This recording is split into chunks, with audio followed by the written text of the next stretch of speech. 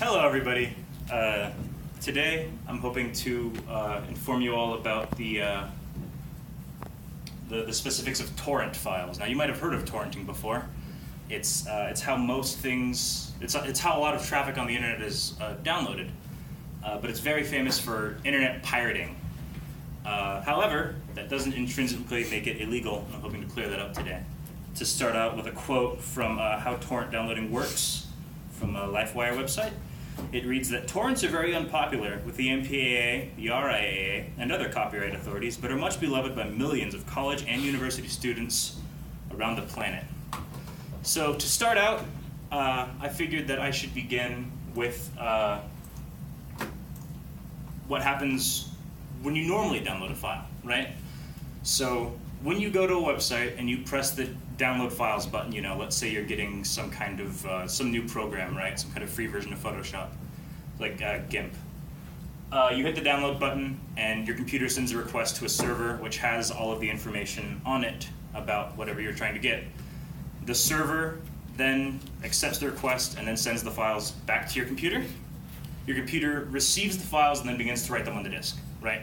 So it's computer to server, server to computer, back and forth, just like that. That's how you normally acquire files.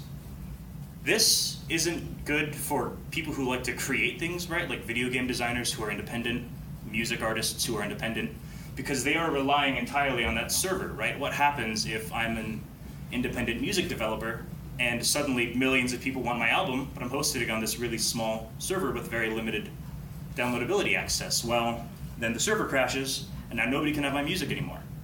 That doesn't sound like a good thing. So,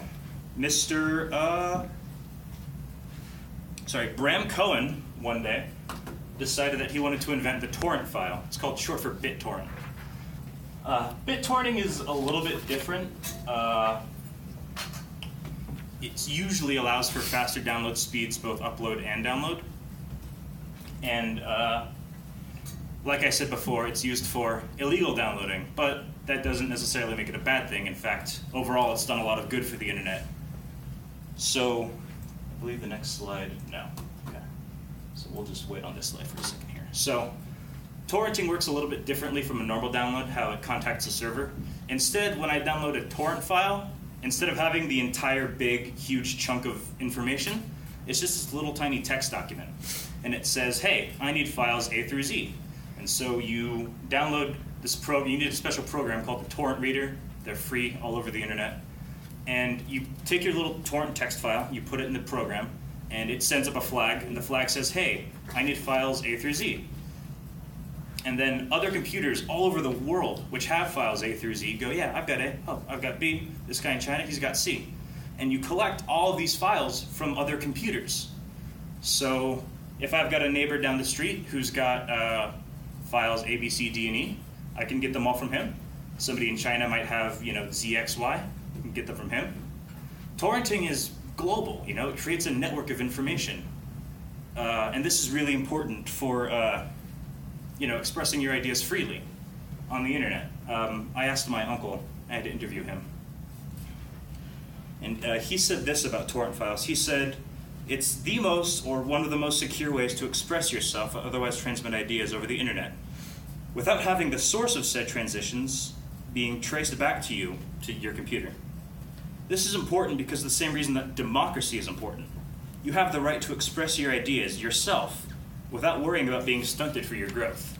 So remember what I said earlier about that independent music artist, He just creates a torrent file for his album, and then when somebody downloads it, they're not only demand anymore, right? They don't only have the album, they can distribute it too. They can send up their flag and say, hey, I've got this album. Anybody in the world need this album? Because I can help download it. I can help give it to you. So it's part of, what makes moving files across the internet great, torrenting is. But, is it illegal? Only if the file that you're downloading is illegal. So one of the most famous places to get .torrent files is known as the Pirate Bay. You might have heard of it, you might have used it, I don't know. But it's where people illegally acquire movies, books, TV shows, music, and they do it using these torrent files here. They just download the torrent file, send it the flag saying, hey, I need this movie. And people all over the world send them the files for the movie. This is all done automatically, right? I don't sit down on my computer and go, oh, this guy in China, he needs A through B. The program does that for me. So that's why torrenting is useful for illegal downloads, because it's not hosted on a single server, right? Everybody in the world who has ever downloaded, Pirates of the Caribbean, they just have it, right? It's hard to track down every single iteration of a torrent file. That's why it's so good for doing illegal things.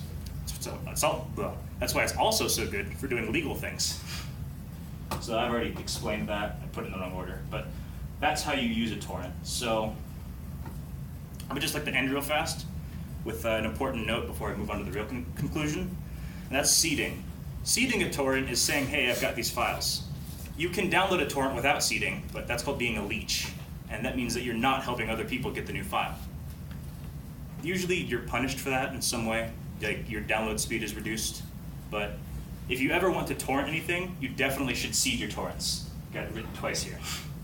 Seed the torrent, right? Because then you can help the information spread even further.